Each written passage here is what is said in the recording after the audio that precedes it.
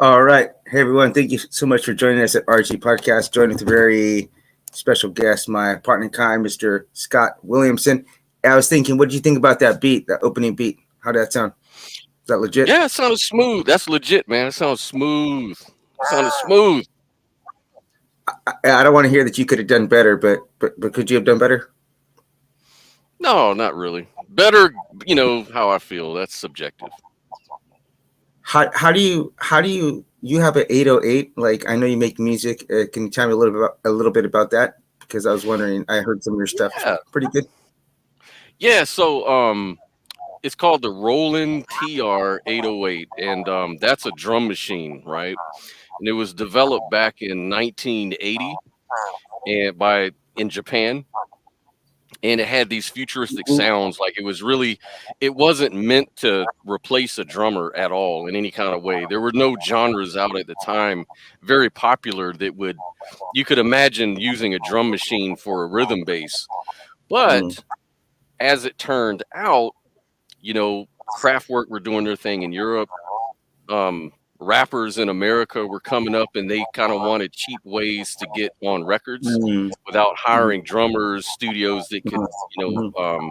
support that. So they bought these little drum machines called Roland 808s, and they had that bass sound. They had their kick was really you could turn a knob and extend the delay on the bass, so it'd be like boom, or it could be really Mhm. tight, like boom, boom, boom. But either way, it would kick really hard. And so it was very appealing to the rappers of the time. Actually, I heard that you were a beat technician, and so I was thinking maybe you mix your beats in a beat laboratory. What do you think? Yeah, I do. I've got my That was an own inside. lab. I've got my That was an lab inside joke. set up. Did you get that? Yep. Did you get that inside joke? Yeah, I'm the beat technician, man. No, no, no. You didn't get the beat laboratory. You didn't get that. It's from Uh Step Brothers. Step Brothers. Anyway, oh, um, okay. Because I so used so that line in one of my songs. okay. So recently, I'm not sure if you saw yesterday, but the Israel had started a ground invasion of the Gaza Strip. Hmm. I'm wondering if you'd been following that because I do have an interesting question to ask you. Yeah, a little bit. Just off and on. I've been really busy working and stuff like that, but I've been trying to keep up with the news. And we talk about it a little bit at work, at the water cooler and stuff. So, but enlighten me. Tell me a little bit more what you want to ask. Maybe I know. Well, well, there had been quite a bit of delay for this. Obviously, it's been 3 weeks after. And by the way, just a side note, I just came from the site of the Itaewon crowd crush disaster tonight, and because it was the 1 year anniversary. So 160 people lost their lives last year. So I just want Mm, to do a little reminder about that. hmm. But RHE was able to help a few of the survivors from that. So that was a pretty cool thing that we were able to do. And we'll be doing something here very shortly with that. But anyway, in Israel, um, there was a bit of a delay to see if they could get out the some of the hostages and maybe try to evacuate as many non-combatants as possible. But the Hmm. question I had for you is, do you say you have 100, just for the sake of the argument, 100 refugees, not refugees, kidnapped hostages. So, what is your thoughts as far as collateral damage and being able to negotiate with terrorists? Like, do you have any thoughts on that? Because I have an Mm. influence. Yeah, like I know the thought process of in America, we don't, the policy is don't negotiate with terrorists Mm-hmm. because then you empower them Mm-hmm. to do it again and again and again, and it never stops. And Mm-hmm. they'll always up the price. They'll know that they know they got Mm-hmm. you. They're going to do that. On the other hand, um, the personal side of me says, yeah, like the emotional side says, whatever it takes to save lives. I mean, think about it. If it was your mom or dad or children that was held hostage, you'd pay any amount of money that you Yeah. could to get your babies back or your loved ones back. You know what I mean? And so it's not. easy. It I can answer it in two different ways, in a logical way and in a heartfelt Mm-hmm. way. Mm-hmm. Heartfelt way, I'd say pay whatever you got to save. You can't put a price on that. On the other hand, they have a point. You know, if you keep paying out money to terrorists, they're just going to extort you forever. It'll never stop. So I guess I would lean towards, from where I'm sitting right now, I would lean towards the logical side and say, yeah, you can't pay these terrorists. You know, you can't do that. Just, but my heartfelt side probably doesn't really mean that in any kind of personal way. You know what I mean? If that makes sense. Right. What's going on right now? And I do want to say something that I have been to Palestine. I did spend a week in a mosque down there, and I got to say these were some of the kindest, most gentle people I've ever met in my life. And I could say that it's a straight face as a Christian. They treated me like I was a sultan down there. And so the reality is, though, is that your average Abu or your average Ali down in, or Ahmed down in Palestine, like they don't, your average guy just doesn't care about, geopolitics or, terrorism or whatever. They want to make a living and they want to be able to take care of their family. And so they might get drug into some stuff, but your average person, isn't interested in things like that. They want to do things like provide for their family. And so, I mean, I can tell you this because I've interacted with literally thousands upon thousands of Muslims all over the world in multiple different countries, and they have been by and large, I've met a few. There's a few a holes in every group, but um, just the reality is that most people aren't interested in stuff like this. But when you start to mess around with people's lives and livelihood and ability to take care of their family, you could elicit some responses out of them that, like, if you start messing around with me and my daughter, like, you know what I mean? Like, I'm pretty laid back, pretty chill, but you start putting my daughter's life in danger, um, you're going to see a side of me that, like, you wish you would have not seen before, because Yep. they'll bring something out of me. And so it's a sticky situation, but I tend to lead to think that I don't know. I just want to ask you this straight up. You have Israel. It seems like they're holding some punches so they can try to get these people out. So what are your thoughts, like, if they should hold any punches or just go all out? Like, do you have any thoughts? Yeah, like for me, the if they whatever can be resolved without violence is obviously the most reasonable and rational thing to do. If they know some, they probably have more information, of course, than I would. Mm-hmm. So Mm-hmm. they probably know that it would be expedient to give let people get out of the area or whatever, or they make their decisions based on that. I just don't have enough data to know Mm-hmm. what the right decision would be, just from my standpoint. Mm-hmm. And again, that's definitely that's not my expertise, the art of war and stuff like that.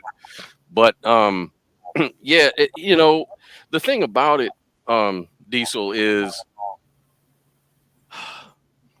it seems like war is like the last resort. It's like it's just incoherent. It's crazy. It may be necessary to defend yourself. Um,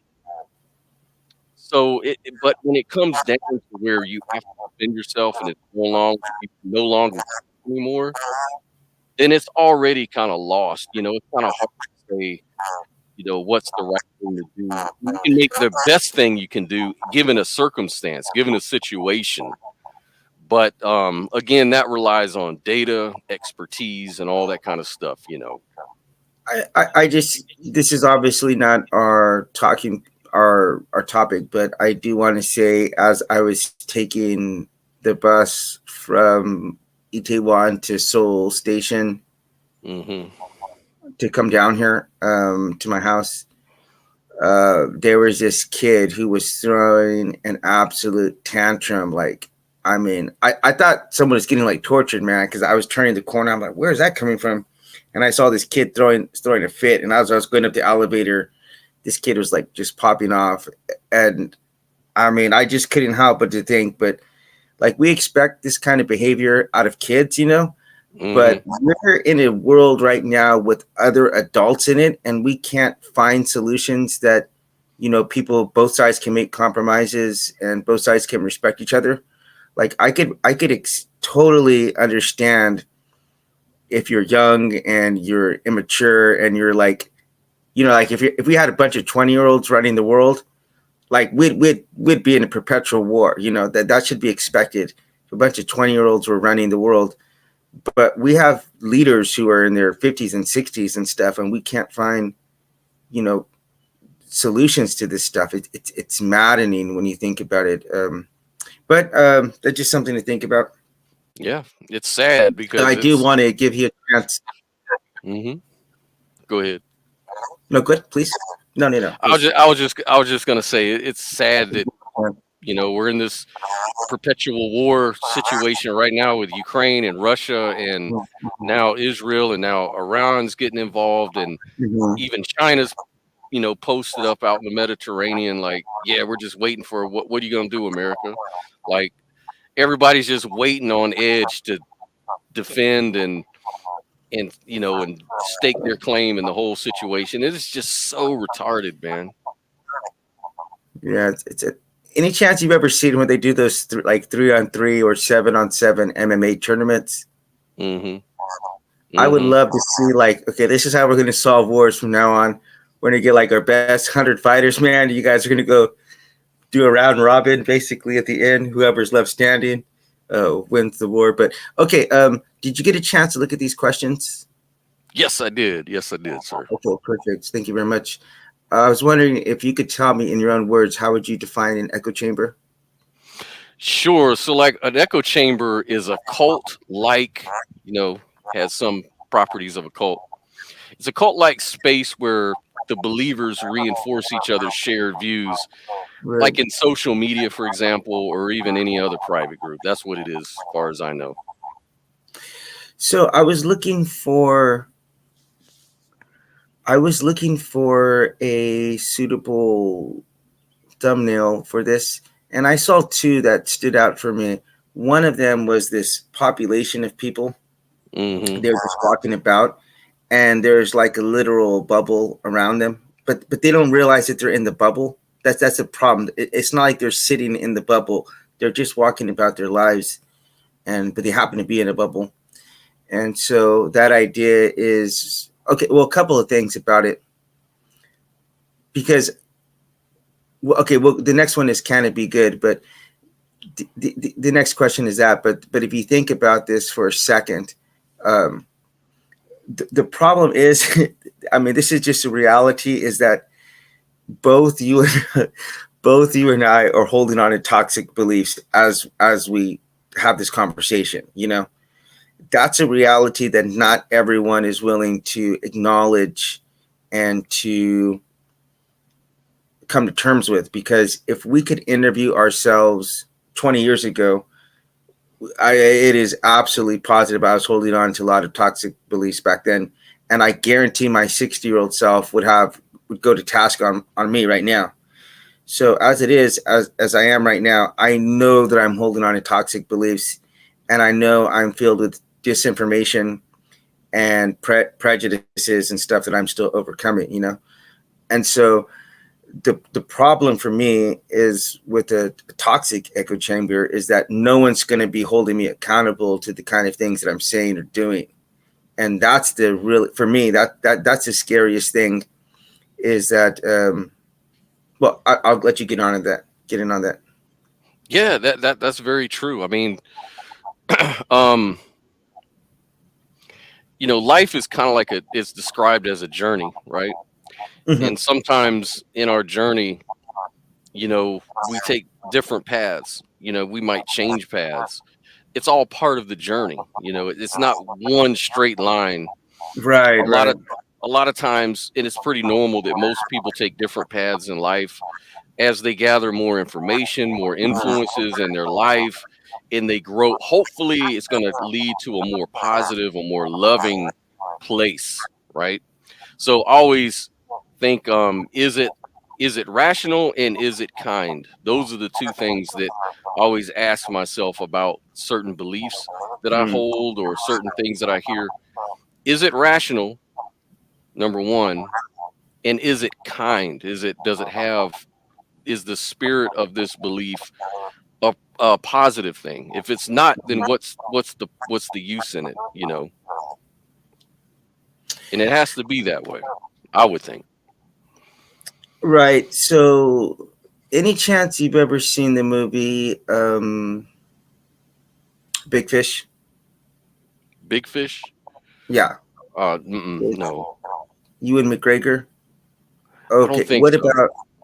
Well, there's this part where Ewan McGregor. I won't give any spoiler alerts, but Ewan McGregor, he's crossing the same path that he did, but now he's like as a married father. Like he's in a completely different stage of his life, and he says, "Oh, I'm getting chills just thinking about this part because when I saw this, I'll tell you this because when I saw this scene, I wasn't a father, I wasn't a husband, I wasn't even a Christian at the time." And now I look back at what he's saying and it makes so much more sense. But he says life has a way of like, and I know I'm gonna butcher this, but incidentally, side note, it was like Miley Cyrus's first movie. She had like a little cameo. But anyway, he says that life has a way of putting you in like a position that when you observe the same situation again, you see it from a totally different perspective. And so for me, maybe stuff that I would have found funny as a single guy, with a daughter, it's like now I'm like I don't really. I see some like comedies on TV, and I'm like I don't really think I find that funny anymore. Like I remember thinking that was really funny, or I'll hear some guy saying stuff like about girls, and I'm like, well, I remember exactly being in that same exact position where you especially growing up the way that I did, around a bunch of like toxic masculinity, but and just seeing the way guys talk about girls, and like, yeah, that seems pretty normal. But then you stop and say, like, whoa, geez, that's like someone's daughter. Would I want my daughter being talked about like that? So it just gives you a different perspective on things. And I'm really grateful I do have a daughter. But so, yeah, the next question I do have for you is, do you think they can ever be good or are they always bad? Right. So with that question, I'm thinking like an echo chamber that would reinforce an idea for like say protecting children from nut allergies. Mhm. Let's say there's a group and they're an echo chamber and they're all about children and nut allergies. Well, that seems like a good thing, right? To be concerned and all of that. But the fact that they will not engage with its critiques is at best unhelpful, but at worst could be unhealthy in principle because maybe you're missing data points that could actually promote doing it Yeah, better, you know. right. But That you're is. so worried about criticism that you're missing the point. Like sometimes like I had a conservative show and I talked about conservative principles, right? And I didn't necessarily agree with everything that conservatives talk about. And a lot of things were in line with more progressive sort of ideals and things like that. But just because I had the label conservative, sometimes the more progressive liberal types would shut me down. They wouldn't want to hear anything. They were just rejecting everything I had to say, even if it was to promote like love for the trans community or Mhm. like because I was trying to, one of the things we talked about this last night on another podcast I was on, and it was like it came up. It's like um, when I was doing the show, I was trying to say that you know wokeness is being critiqued a lot, especially this year in America. Like Bill Maher and other progressives are down on wokeness. There's a lot of different people down on wokeness on social media and everywhere else because of the absurdities, and they bring up all these weird examples like people having schools having to put kitty cat litter boxes in classrooms so that those who identify as cats can take a piss in the class. right? Like this stuff is kind of weird and it's considered woke, but then they're putting the trans issue in with the woke stuff. So you're kind of grouping it all together. And so just like being gay um is a woke thing now. Um this stuff I don't think I think that it's just kind of like it does more harm than good to put it in these sort of movements and groups like that, because you're kind of conflating, then people will conflate wokeness with the trans issue or with the gay issue. And I was speaking to Katie last night. She's trans, and she Mhm. agreed. She's like, yeah, exactly. I argue about this all the time. Stop putting me in this woke category. It's not woke. This is like a real thing that I'm going through, right? Like, Right. stop demeaning me by calling it, I'm just a woke activist. And even woke activists are on me about stuff. So it's like, you know what I mean? It's like the framing. So, anyways, all that just to say that sometimes people shut you down. They're not listening to you because they see conservative or they see liberal, and all of a sudden you're on the wrong tribe. And so by being in your echo chamber, you're all reinforcing that. You're saying, don't listen to him, don't listen to this information, because it's anti us, and that's not very healthy. So I am working and close to finishing my third book right now on racism, and I do talk in there about America, how there's like this. You probably heard this like in civics growing up about the difference between a melting pot or a salad bowl. You've heard that, right? Yeah. A melting pot is all mixed in, and a salad bowl is where there's individual things that are very distinguishable. Yep. And well, just as a side note, I did say that unless you're vegan, nobody really would consider a soup or a salad a whole meal. Like, I don't know, maybe if you mix them together, that might be a whole meal. But most people, that's just like an entree, you know? That's not, I mean, that's just an appetizer for the entree. And the point I was making in the book was that, like, if let's just say you are in a you're in a salad, we'll call it a salad bowl. Well, one thing that ties a salad bowl together, or a salad together, is a dressing that goes over everything. And if we have that same mentality as far as having respect for people, giving them a dignity, that should be something that we should all be able to fall under that umbrella, for lack of a better word, umbrella, but a covering, I should say, a covering that. So it's like, if I'm gonna be really strict in trying to support or endorse something and be really a stickler for something, it's gonna be for love and trying to help people.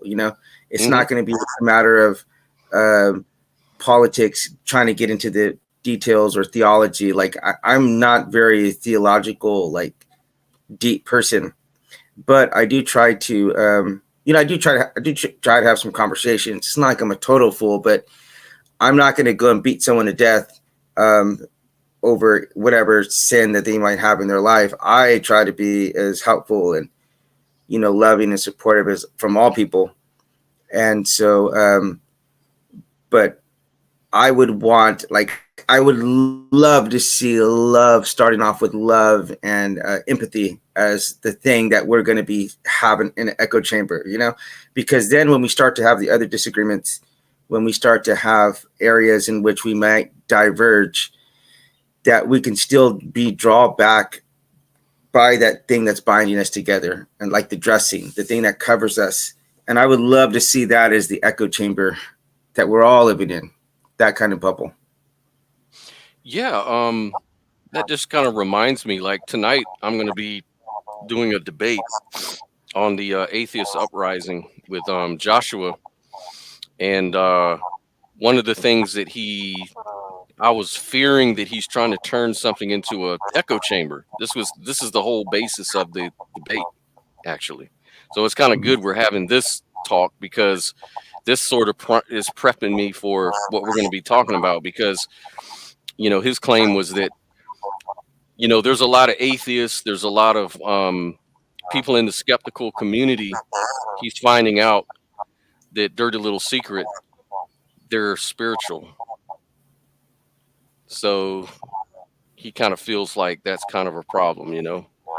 And so what he's trying to do is to say, you know, very forcefully now, and he wants to cover this more, is that he doesn't really think spirituality and faith have a place in the skeptical community. And he's trying to make that very clear. Now, he's not saying that he hates people that are spiritual or hates people that have faith, but he realizes that it's sort of delusional and it's not a good thing. So, my whole thing was I did a reaction video on that Hmm. to kind of bring another perspective to the table, because what I'm afraid of is when you start doing that, you're only doing what the things you criticize the religious people of Right, doing. You know, right, you're creating a cult. You right, know what I mean? Like right. we have to get out of this cult like mentality and start realizing that it's okay to talk to people, or it's okay to explore and accept and embrace differences in the world of people thinking different ways. Now, there's some commonalities we can have, and let's focus on that. Like an atheist or a skeptic or somebody like that, an agnostic, we can talk about the values of critical thinking. We can talk about but just because I also am a spiritual person doesn't mean now I have no voice to talk about skepticism. Like, oh, you're not a true skeptic because you're spiritual. It's like that's kind of unskeptical if you think about it. Well, I'm sure you're familiar with Sam Harris, Yep. and he gave a great talk about 10 years ago to this atheist group, and he said, "Look, he's like, I could come in here as an atheist and just throw a bunch of meat to the lions. You know, like I could just give you stuff that you already Hmm. know, enforce your echo chamber." But he started really.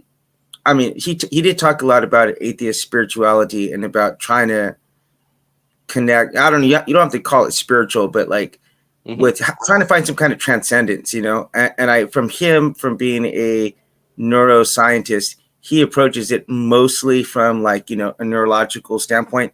Hmm. But he very said like I could very well imagine if you're around someone like Buddha or Jesus that like they might have some deeper insights and profound experiences that we could probably benefit from, even if we don't believe that they were like God. You know what I Hmm. mean? You Hmm. don't have to go that far, but say that there is things about this that I can benefit from. Like I'll tell you this, as a Christian, I have heard. I was just thinking about this right before we got on too. That like the Muslims, they say something that Jesus told Christians to say, which is to say, don't say I'm going to do this or I'm going to do that. Say like God willing, I'm going to do this or that. And I don't think I've ever heard. I shouldn't say ever, but I rarely hear Christians say, "I'll do this, God willing, if I'm able to." And inshallah, that's the thing that the Muslims say all the time. They're like, if it's God's will, and that's just one of the many ways I've seen Muslims live out a Christian faith better than Christians, if I'm being honest. But yeah, Hmm. we can learn from each other. I mean, I've learned from Buddhists, Muslims, Jews, and I definitely enjoy a variety of different opinions because if everybody thought like me, first of all, I'd have a lot of pity for everyone because you do not want to see what's going on in Isaiah's brain every day. Trust me on that one. But if everyone had the same kind of experiences as me, that would be Hmm. so boring. Because I mean, talk about echo chamber. An echo chamber in your own mind, that can be the worst echo chamber out there. Your Yes, own mind. You know what I mean?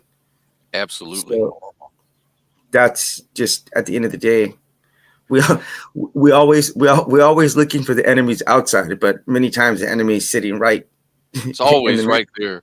Like in my view, like in my spiritual views, I feel like reality is something we're projecting out there. So for me, like when we look at some of the things that in the world that we hate, it's more like this tells us more about ourselves than about the thing out there, the object out there. It's kind of telling you more about what's inside. So like being a pantheist is like you see like pan is all things, right? So there's truth in all religions, you know. Hmm. It's like you know, Buddhists can bring a lot of fundamental truths to the table that are very important. So can Christians, so can Muslims, so can, I mean, we're talking about thousands and thousands of years of human beings exploring the Right. mind and exploring beliefs and exploring the world. I mean, there's got to be some value in all of that stuff, right? It's like wisdom. Right. As you said, wisdom, and I'm telling you, there's a lot of concepts inside of Buddhism that, um, I mean, I've heard people say Jesus stole from Buddha, but it's slightly baptized inside of like an Eastern mindset. One example is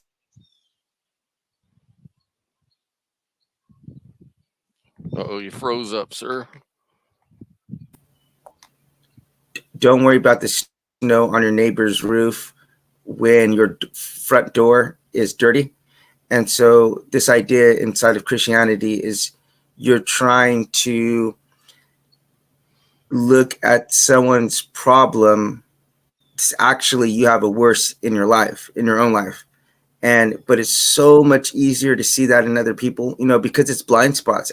Actually, at the end of the day, just as when you're driving Hmm. and you can't see certain spots, the same thing. And if we are able to listen to people and to hear them out and to listen to the constructive feedback that they can give us about things that are going on in our lives, because a lot of times just we can't see it, like sometimes we can't smell, right? We get nose blind to our own smell, Hmm. and someone will get around us and say like, man, you smell like shit. I'm like, wow, I guess I do. um, so that's just one example, but Hmm. just as I said, with other beliefs. And that's why, I was dating this girl from South Africa several years ago, and for my birthday she got me, because she knew I was a fan of Dale Carnegie, and he has this book in there about being assertive.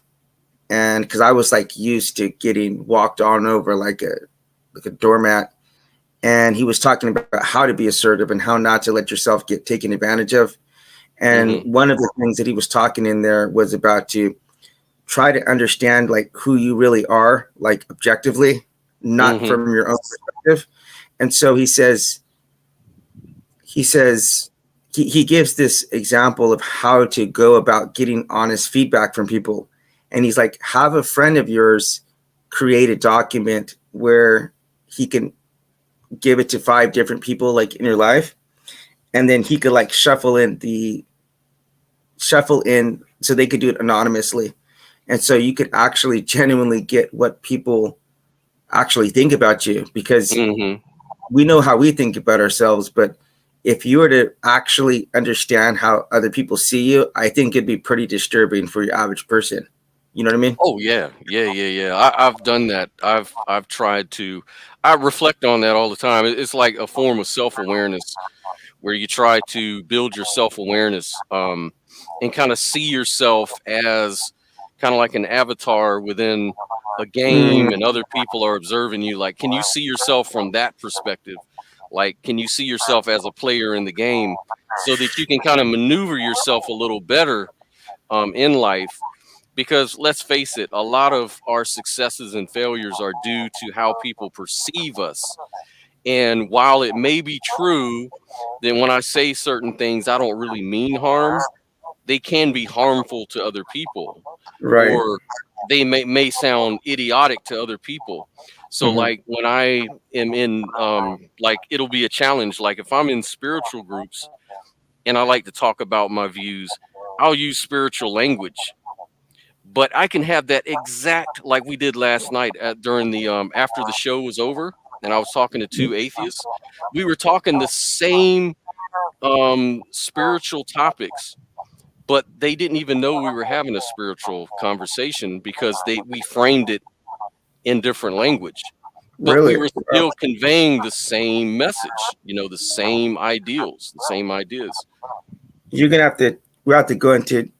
I would love to hear you maybe offline go into greater detail about that, but Yeah, 'cause I'm very interested to hear that. But I do want to get onto this next. I really do sure. though. I really like to have a whole talk on that because I Yeah. did have a talk on that about an atheist. It's called atheism and spirituality. I'll send Mm-hmm. you that. Yes, it is. But Please. what is the best way to confront your own ideas? What are your thoughts on that? Okay. Yeah. So I use, and you may know, of course, I like epistemology. Hmm. So what I do is I ask myself the tough questions. And if I can't think of any that would challenge my beliefs, I will engage with those that hold the alternative view and have discussions or even debates with them just to see how what turns out to be the case. Like if they make a good case, and it's usually I try to talk to people who are well versed in the best position, like can they present the best position? Like suppose I want to challenge myself, well maybe Christianity's true. Yeah, How can I don't talk how to me about that because I'm not the best guy to talk to on any well topic. it's So right. So find it's like someone else. if I really want to challenge myself about Christianity, I want to pick somebody who's very good at Christianity, someone who's Right. well versed in it, who knows how to answer my questions, who's used to that, maybe some apologist, a philosopher, maybe. Talk to them, springboard my ideas off them, and let's see how what the fallout is. Because the one thing that I'm trying to do is trust myself to be objective. Because sometimes we can get in a situation where we've already made our mind up. Look, I'm a Muslim or I'm a Christian or I'm an atheist, and that's just it. No one's going to change my mind. And so when I go into these debates, I go in there to win and pummel and defeat. I don't go in there to win. I mean, I don't go in there to lose. So that's kind of the bad. If you're looking for now, if you're looking to boost your ego, that's great. But if you're trying to actually learn something and refine and evolve as a person, that's not the best way to go about doing that. Have you ever have you ever heard of somebody who they call an asshole? A what? An asshole.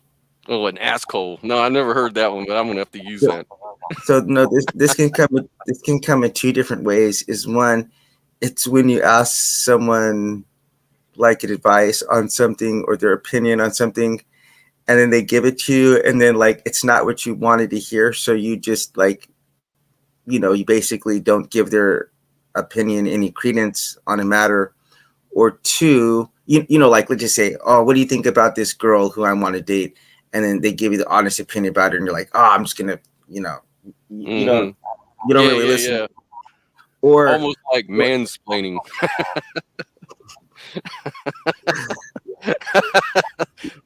Let me you know, mansplain this to you.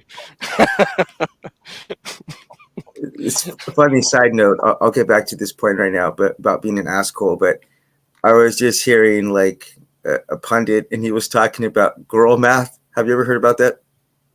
No, Yeah. no. He, where he says like his his wife like is like, hey, we need a new lamp. So he's like, oh, okay, yeah, let's get a new lamp. Then he comes home and he finds like an $86 lamp, and he's like, Mhm. what the heck? Like, why'd you spend $86 on that? And she's like, oh, well, it was on sale. And he's like, well, how much was it before? She was like, well, it's $186. She's like, basically, I just saved us $100. And he's like, what? He's like, for $86, I could have bought a lamp for every room in the house. I think that's the way guys can think quite a bit differently in that sense. But anyway, back to this Mhm. point. The other side of that is whenever they ask you something and you give your honest opinion, and then they get angry at you. Mhm. You already know particularly how I got in trouble. Well, I'm saying trouble. Well, I got people angry at me because I was asked my opinion on a topic and I gave it, and they got angry at me. But it's not as though I was out like spreading it, or like it's not like I'm making content attacking anybody or anything like that. But if you ask someone's opinion and they give it to you, okay, I can understand how certain opinions could be really, really dangerous and toxic. But I'll just give you one example where my brother had gotten a ticket for like speeding. No, he wasn't wearing a seatbelt, and he got pulled over, and so he went to court and he was fighting it, and he got in front of the judge and he was like arguing and stuff, and the police officer was there, and he still got the ticket afterwards, right? He still got, I think, and he was telling me that the lady lied, and it was like $40, right? It was like really not that big of a deal. And so he comes home, he's all pissed off, and he's like, "Can you believe that, Isaiah? Like all this stuff happened right in front of the house." And he's like, what do you think about that? And I'm like, well, Roscoe, I'm like, I've been in North Korea, dude. Like, I've seen some real oppression firsthand.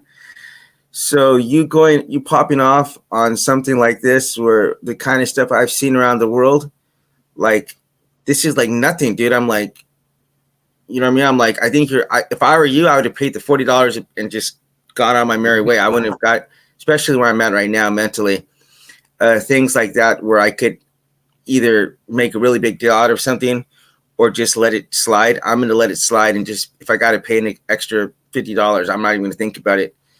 And he got so angry at me because I said that. I'm like, dude, you asked me, man. So like, if you don't want to know my opinion, don't ask my opinion, man. You know what I mean? Yeah. I mean, here's the thing, and this is probably my conservative side coming out, right? Is that I really think people need to just get thicker skin.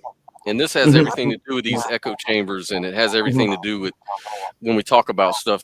It just seems like it's like narcissists. People talk about narcissism, and he's a narcissist, she's a narcissist.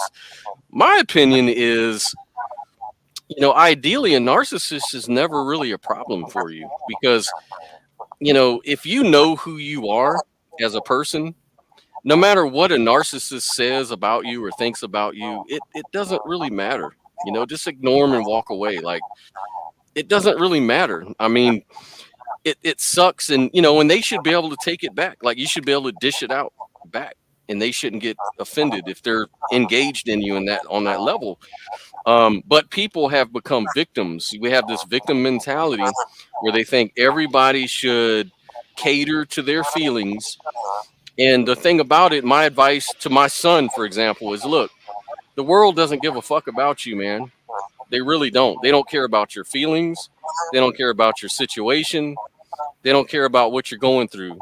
You need to have a group of people that you love and care about, like your tribe, like your family. Those are the people that matter to you. Those are the people that matter first. You and your loved ones, your family, your loved ones. Everybody else doesn't care about you. They're Man, going to always walk on you.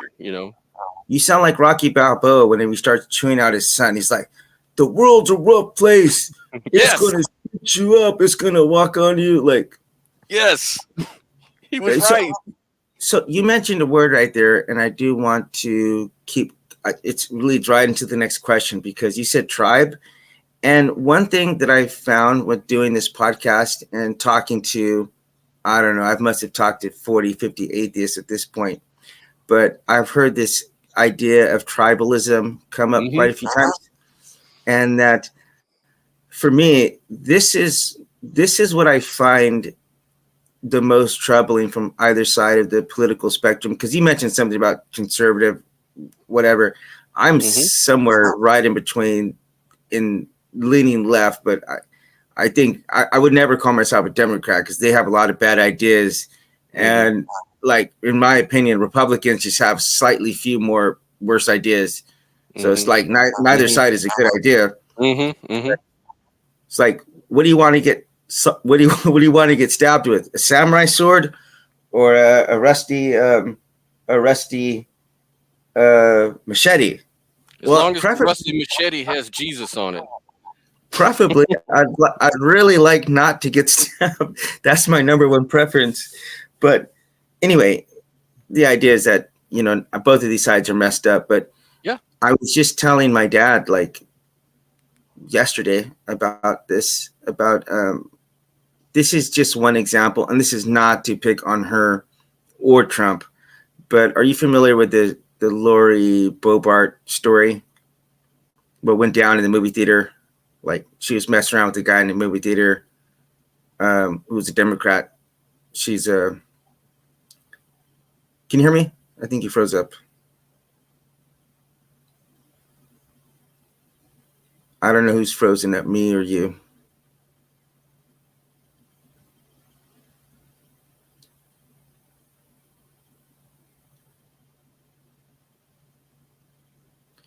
Okay, I guess I'll just keep going. The point is, though, is that the side that thinks a lot about like family values and yeah, okay, sorry, he's gone. But the side that thinks a lot about family values and as they talk about like personal responsibility, a lot of the platitudes that they speak about, you had a case, you had a case in point where you had someone like Lori Bobart and was doing something very, very inappropriate inside of a movie theater, and this is not to attack her. Like I'm not. This is I've done worse. So I've done a lot worse. But she she immediately turned around and said, "Oh well, that's the last time I'm ever going to date a Democrat." And then you just had basically a lot of other of the Republicans, the other family values people, like looking the other way and not calling it out anything. But the moment like Democrats start to do stuff, you'll see them dogpile them and talk about morality and the upper hand. It's like someone like Hmm. Bill Clinton. Think about what happened with Bill Clinton, and and so it's and I told my dad, I said, Dad, like I listen to these atheists, man. I listen to them, and I'll tell you something, man. This looks bad on our part, man, because we ain't fooling nobody, man. These people see the hypocrisy, they call it out, and it's sad if they're the ones calling it out above other Christians, because it should be Mm. the whole fallow side, our fallow sides keeping it honest and in check, which is the word is. So it's how do you keep your own side honest and in check? That was actually the question right there. Yeah. So what I do is I try to remember that I'm always learning something new every day in some way, form, or fashion. So if I knew everything, I would learn nothing. Hmm. So being a know-it-all is really just overrated. So if I can really remember that, then I can keep myself in check, keep it honest, because the honest truth is I don't know everything. I'm fallible, I'm limited. And this is why I freely admit these days that I'm just an agnostic of everything. I have opinions, but I'm just going to call them what they are, opinions. When it comes to a lot of, especially things that I don't have access to, like ontology of things, I'm agnostic. The only thing I really know is that I think, so I exist. And I assume everything else. Everything else is kind of an assumption. I could be a brain in the vat for all I know. But who cares? It all comes back to the same reality, the same thing that, and this is what we were talking about last night, for example, the spiritual Hmm. discussion. This is exactly what we were all agreeing to and talking about. Now, this is a spiritual teaching, actually. But I think most of us can kind of appreciate it, whether you're an atheist or not, that we don't know everything. We don't have access to all the information at all times, and we can be a brain in the vat. Solipsism could be true. The only thing that exists could be our mind, or it could be that idealism is true and that all of this is in the mind of some cosmic god or something like that. That could be true. Or we could just emerge from materialism. That could be true. We don't really know. We just have opinions and we have leanings and feelings about things. And so that's what keeps me in check.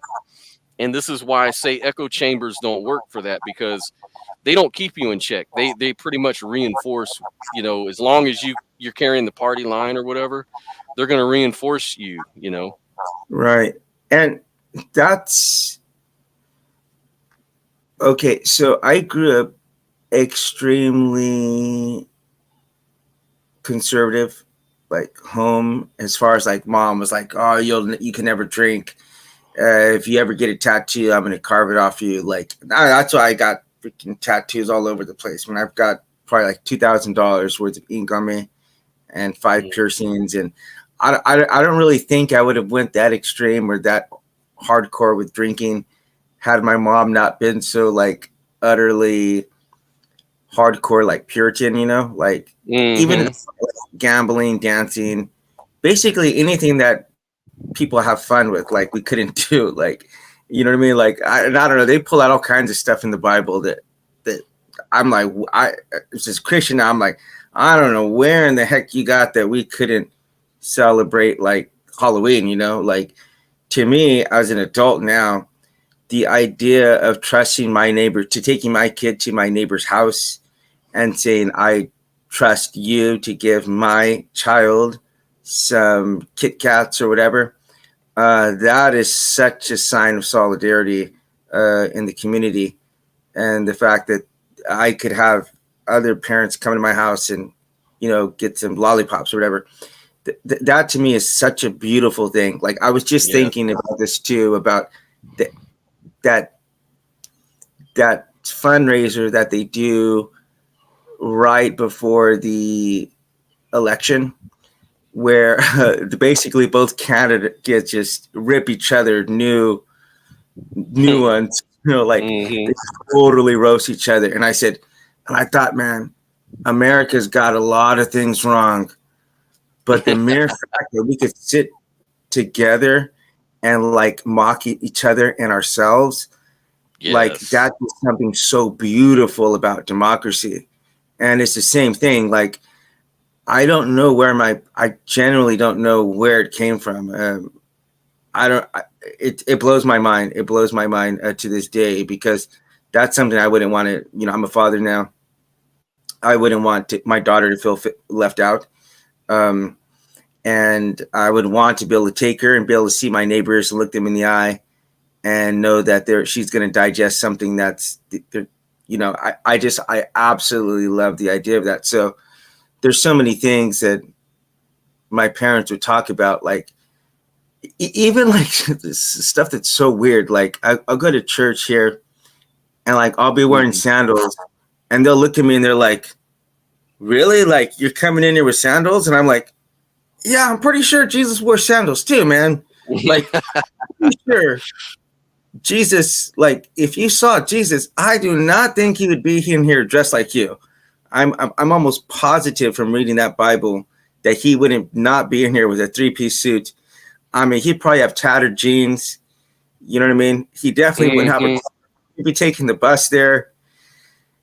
This might be a little blasphemous, but he might do a little sticky icky every now and again, man. If I'm reading the Yeah. text right, this guy does not seem like a total, this like straight edge person that you think is totally, you know what I mean, like clean. I can imagine he had pretty bad hygiene. I'm just saying. He's like Willie Nelson, man. He used to smoke a lot of weed and kept his hair If you long brought him and out and he's walking, I didn't say a lot. I didn't say a lot. I'm just if I'm not saying Jesus is like some kind of pothead, but if you just look, he looked like a countercultural type guy. He seemed yeah. like one of the guys you'd see in the '70s. Like he'd probably have like if he did have a van, if he did have a car, it'd be like some kind of hippie van. Like he Oh wouldn't be. yeah. He definitely wouldn't be running like a Mercedes or BMW. That's Like just from the tech.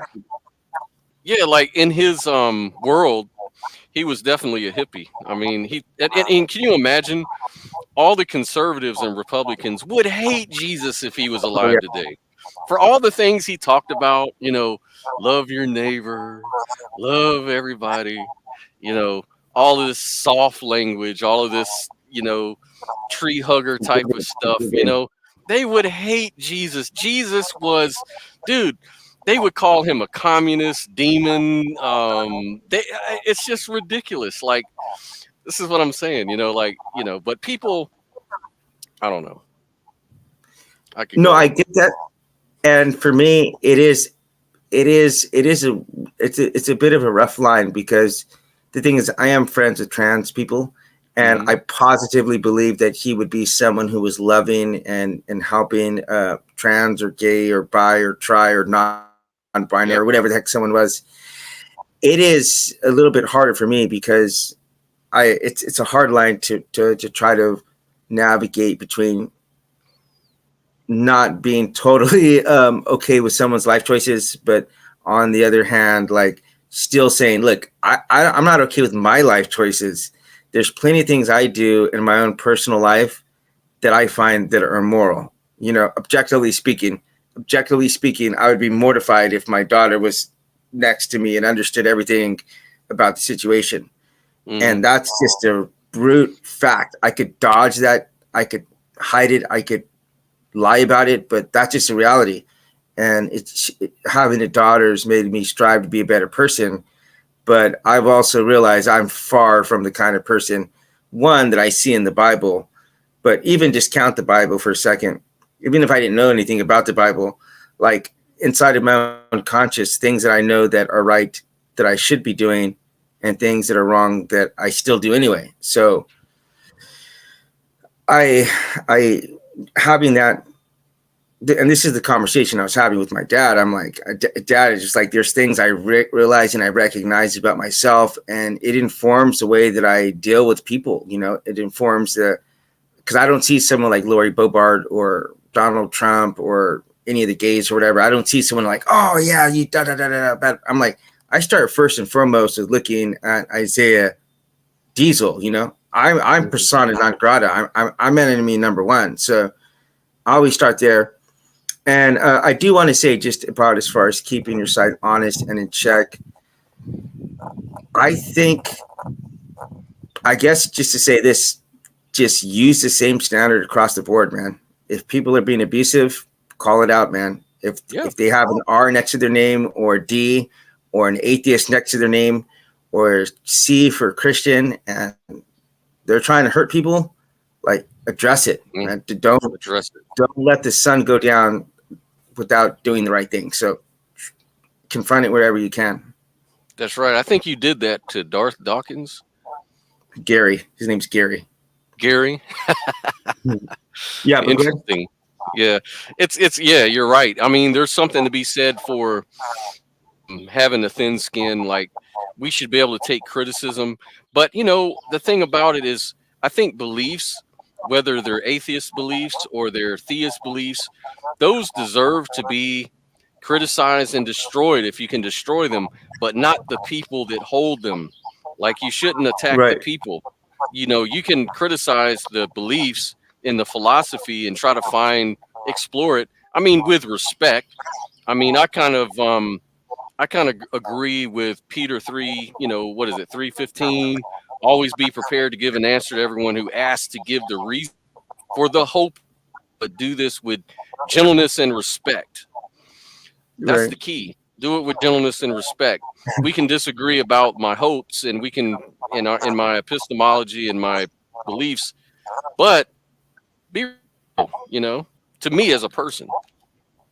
I do have to say something because I've said this on a few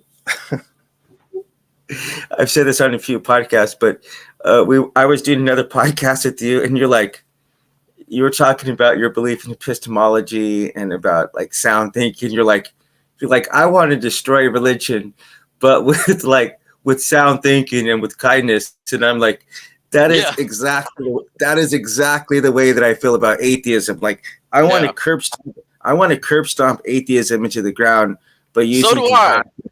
So do I. I I want I want to want to curb stomp atheism. I want to curb stomp theism. I want all of that stuff to be destroyed if I can.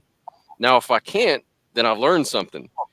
And if I can, I've learned something, that this destroyed, reasonably, but with kindness and love. right, right. Well, the thing is, I found is the dogma. The dogma is the most dangerous from either side Hmm. because the dogma can't be questioned, or the dogma is something that you hold on to till like the bitter end. To where that even when you're faced with if even when you're faced with contrary logic or science or evidence, that you'll still hold on to your belief. Like I was in Bible college, and this guy said this pastor, and he goes, I love Jesus so much. He goes, even if he was the wrong way, I would still serve him. And Hmm. I was like, wait a minute, because we're out there trying to tell people to leave their religion and come to our religion because we have the correct way. But to your line of reasoning, they should love their false religion so much to the point that they would neglect, Christianity, um, even if it was true. So, I mean, I Hmm. love Jesus, but if I'm going to go to hell because of Jesus, there's no way I'm going to hold on to that belief. You know what I mean? I'm going to ditch that belief as fast as possible. Hey, So and related to what you're just saying, last night this guy was on my podcast last night and called a Katie ashamed of herself, and he said that she was anti-Semitic. he And called. the reason, Hold on, back up for a second. Back up, please, because you cut out. yep, okay, so Katie was called. He said, "Man, you should be ashamed of yourself, Katie. You're sick," because he asked, "What problems do you have with the Bible?" Or so Katie started talking about some of the inconsistencies in the Old Testament about Yahweh, like how cruel he was and this and that, that he thought moral view was kind of immoral, like killing babies and Mhm. stuff like that, right? So he turned around and he goes, "How dare you? You should be ashamed of yourself, Katie." He goes, "Do you know how anti Semitic you're being right now?" He goes, What? he says, "Jewish people wrote that. And for you to criticize it as the God being evil, it just shows that you hate Jews and you're anti Semitic. And so I dismiss your whole, I don't even want to talk to you about Wow, that anymore." that's And quite a Katie was jump. like, "Yeah." And Katie was like, "How dare you call me anti Semitic when I'm just talking about, you asked me what the reason why I don't believe or whatever. And I'm trying to tell you, and now you're trying to gaslight me and call me anti Semitic." You know what I'm saying? It's really weird. Hold on, but Scott, that there's a name for that when you ask the question and then you get angry when they answer it. What's it called? It was the word of the day. What was it? An asshole. By the way, I do want to say one thing. You got a nice bald head, but it's definitely not as nice as mine. I'm just saying.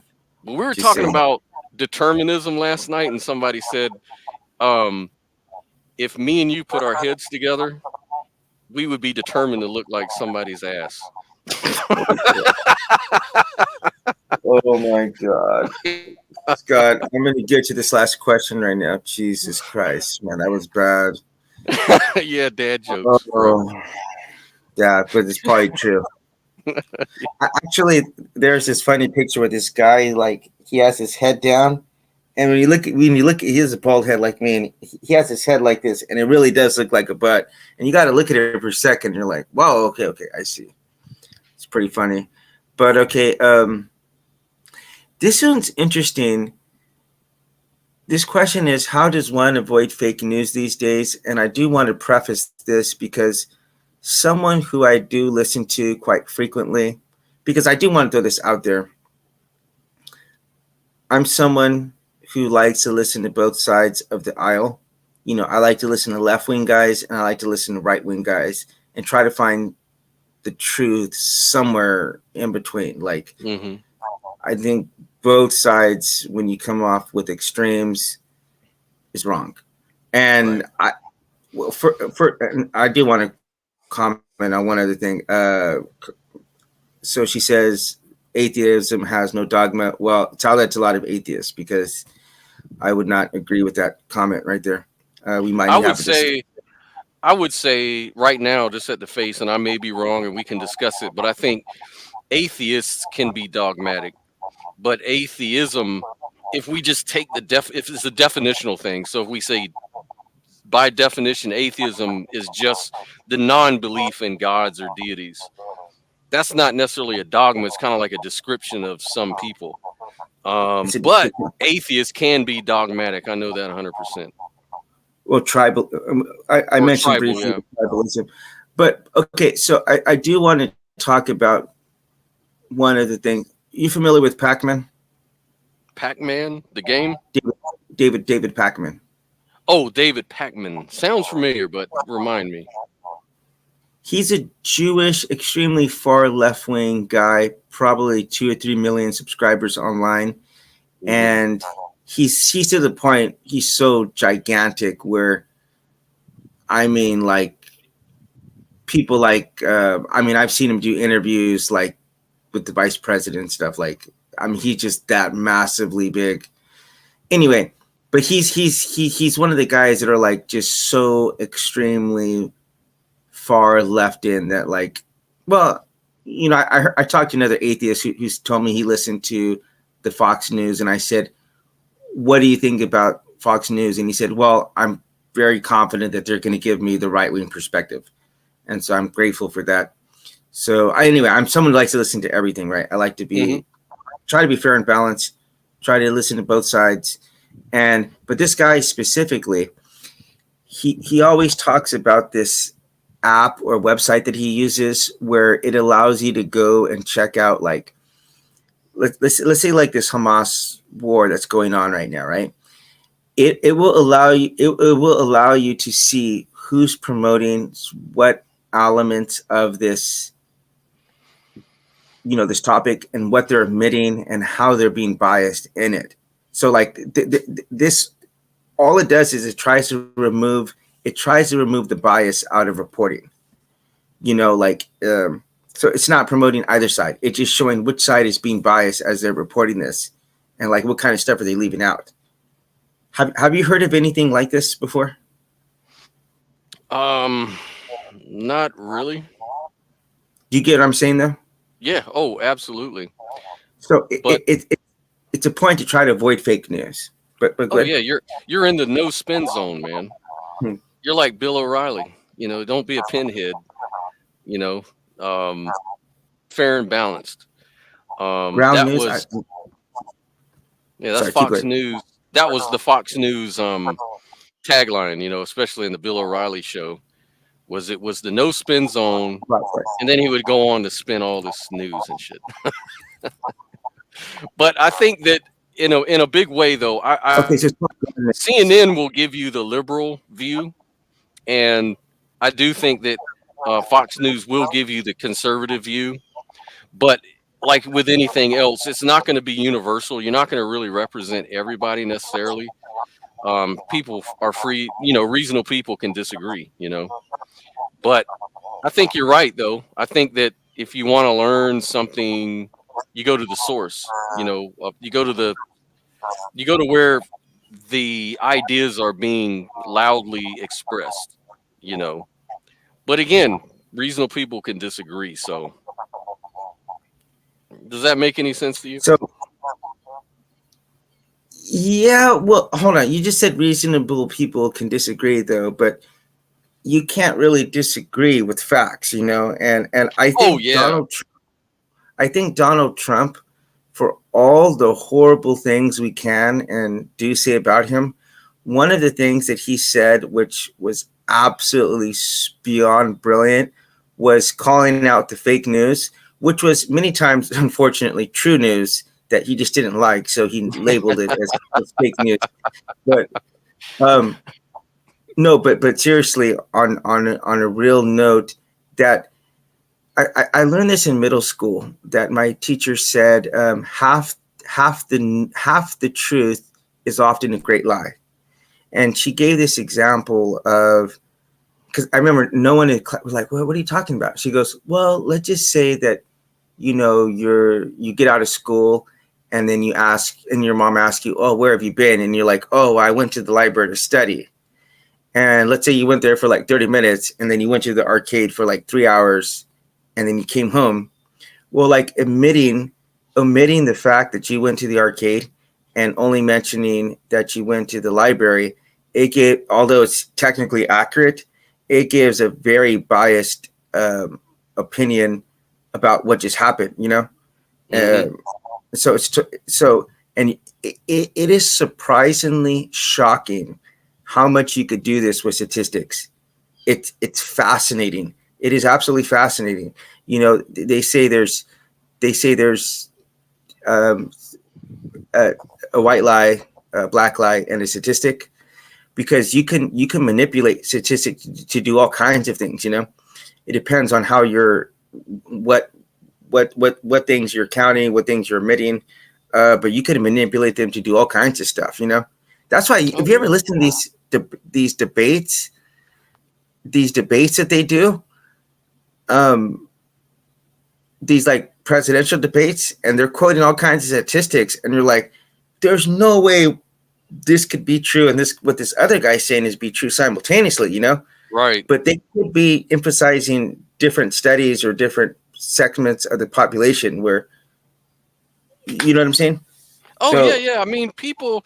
That's the thing about politics is that these politicians will present stats that are in their favor, and people, because they're so tribalistic in their thinking, they're going to ignore evidence that is against their beliefs, and they're only going to accept the stats and the claims that support their beliefs. And it's so obvious what's going on. And so, in order to really get down to the truth of the matter, you really have to go and do your own research. On the other hand, who's got the time for all that? No right, one really wants to go and dissect every little statement people make. They just kind of want to take these heuristics and these shortcuts in order to come to a belief system, that they can get behind. And it's all based on feelings, regardless of what people may say, regardless of what conservatives will. They base their stuff in feelings, not in facts. Um, for the most part, in my opinion, because that's what human beings do.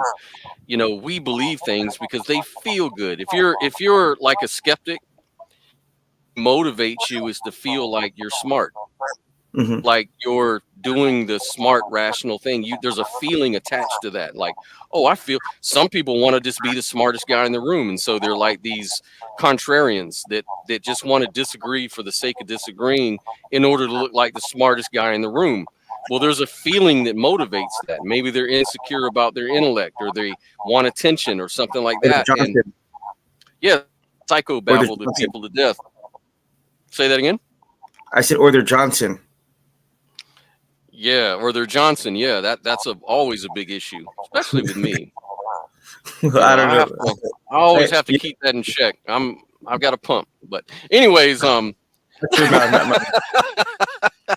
but So, hold up, but let me interject for a second because you talked about trying to go through and fact check them. Well, this is the problem though, because like, how do we really ever know anything as right. far as what the government is telling us? Because I think Denzel Washington summed this up better than I think I've ever heard anyone on this topic. But he says if you don't read the news, he says you're uninformed, and he says, and if you do read the news, you're misinformed. Mm-hmm. So, and John Stewart too. John Stewart, and I believe he was debating Bill O'Reilly, but Yep. he here's what he said.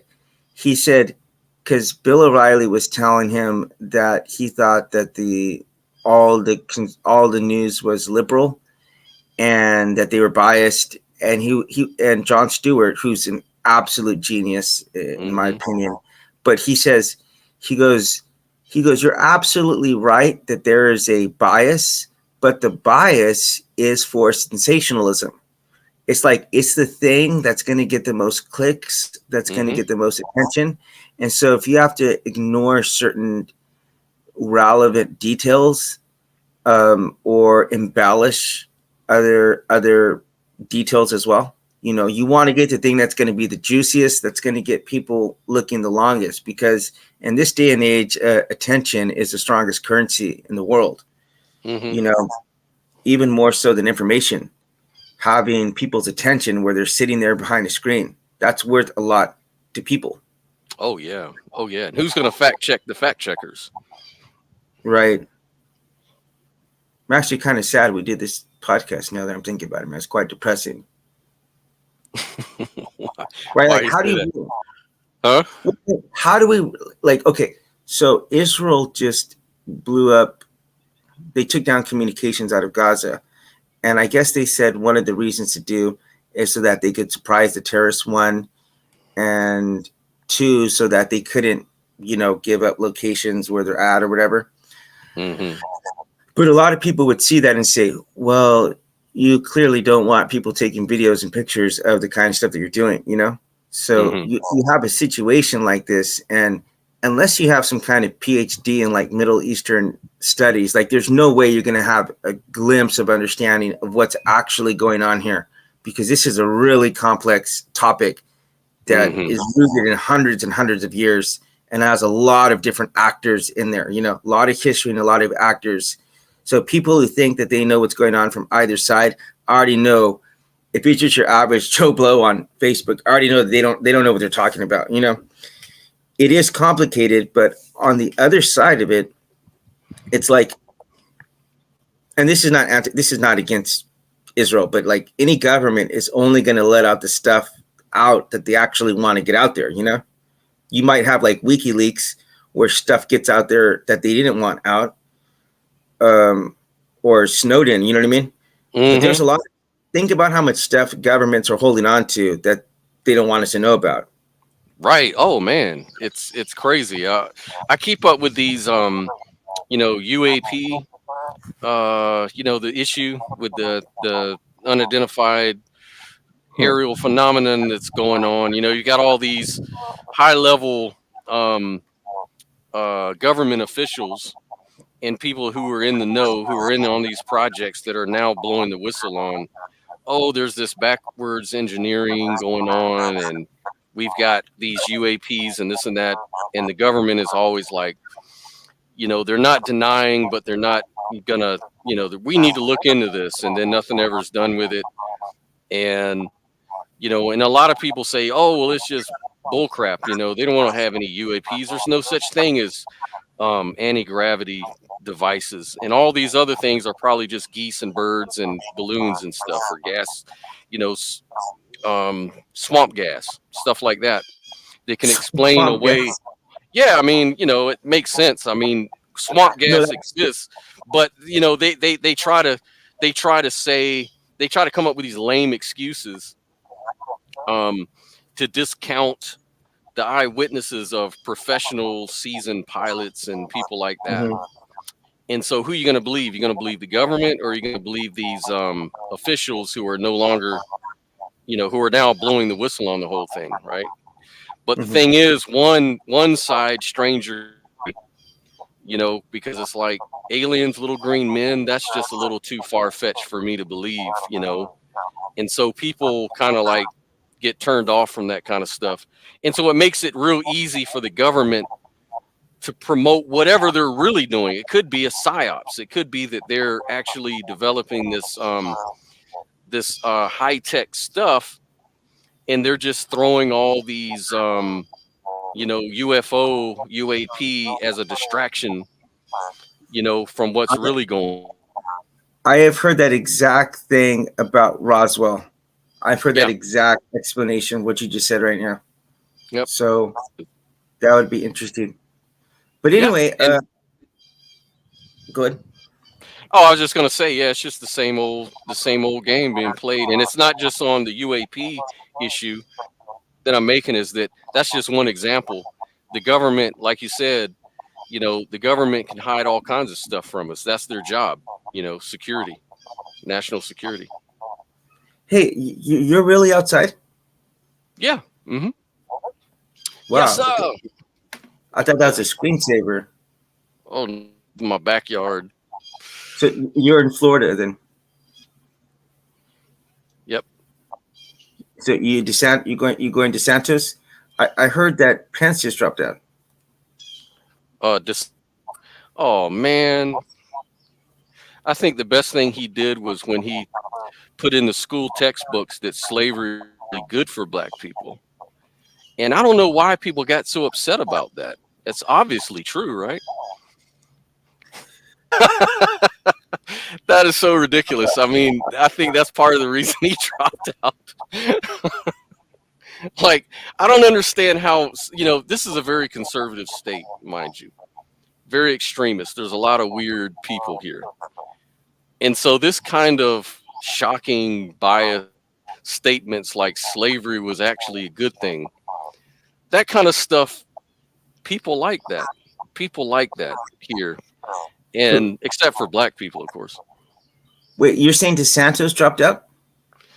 I don't know. I think he did. That's what I heard No, last no, week. no. No, I think no. I was saying Pence dropped out, Who? but Pence, Mike Pence. Oh, oh, oh, okay. Anyway, I don't want to go down that rabbit hole. That might be something else we have to talk about later on. But you have any last thoughts? No, I don't think so. Oh, the only thing that I want to really say about that echo chamber stuff is, guys, grow a thicker skin. Be able to accept challenges. Challenge your view. It's fun. It's actually very fun. You could just for 5 minutes, just to kind of consider another view. Just like, let's say, God does exist. Will this argument make sense here? You know, under that condition. Just get out of your view for a second. Do an internal critique of stuff. And I think it's healthy. I think that there's nothing to be scared of. Just got to have a thick skin. Right, and to be able to detach yourself from the things that you believe in, because you are not, say you are an atheist, like that is not who you are. That's something that you believe in at the time. Right. Like like one of the things that I have to throw this out there as a Christian, because this is a matter of keeping our side honest. And if you were to have come to me and said, Isaiah, can you think of someone who's like the precise antithesis of what Jesus Christ lived like and said to be like, I would pull out Donald Trump and I would be like, behold, Donald Trump. Hmm. And if you could have convinced that many Christians that this is the guy who is actually like standing for Christian values and morality, and have like a clear face and to hold on to those views for 4 years, despite everything that happened along the way, you would have to get so deeply entrenched into that way of thinking and say, well, it doesn't, I don't care what happens at this point, because I've made my commitment to this man, to this ideology, and it doesn't matter what the Bible says. It doesn't matter what he's doing. It doesn't matter anything that comes out. I'm going to keep doubling and tripling and quadrupling down on this guy. And for me, it's really scary, for not just for Christians, but anyone, to hold to anyone on their side to the point where, as he said, I could just shoot someone and on Fifth Avenue, and I'll still have a bunch of supporters. I thought he was joking whenever he said that. Like I legitimately thought it was a joke. I realize now he legitimately meant that, and that's scary as hell. Like Yeah. you have someone. I mean, because if you take a step back, that is like cultish thinking. It's Hmm. wrapped inside of Christian nationalism, but that is cultish thinking. So at some point, you have to stop and say, you know what? I was duped. I made a mistake. This is not Christian. This is not what I should be endorsing and supporting as a Christian. And, um, like this was a mistake. And I do want to close off on this. Dale Carnegie says two things. I want to quote from Dale Carnegie, but he says that any fool can try to justify their mistakes, and he says most fools do. And he says it takes a person of character to like rise above this petty need to justify everything that we do. Hmm. Because we're all. I mean, a couple things he says. He says we're all. He says we like to think of ourselves as rational people, Hmm. but the truth is that we're all filled with ignorance and bias and impure motives. Yep. He says we have Yep. motives that we tell everyone else, and then there's motives that are actually true. There are actual motivation behind doing stuff, Yep. and those frequently don't come into alignment with each other. And so another thing that he said, this is the last thing I'll quote from him, because I could quote him, like not quote, but I mean his ideas. I think he's Hmm. just absolutely brilliant. But he says that most people will hold on very tightly when something, or they'll become very defensive when it turns out that they've used a real lack of judgment on something, especially something important. Hmm. They'll want to double down and justify their justifications for that. So I think it's important. Like, I guess finally, I'll say that when we do find that we're in the wrong, like fess up, admit it, change course, man. Like that's a sign of character. You know? I think Sam Harris said that the same. parts of your brain activate when you're trying to survive, um, like say in a fight or a war. The same activation happens in your brain. The same thing happens when you're defending a view, like a Mm, worldview. You mm, start to have that fight or flight sort of mm-hmm. response, and so it's like your existence is wrapped up in your identity.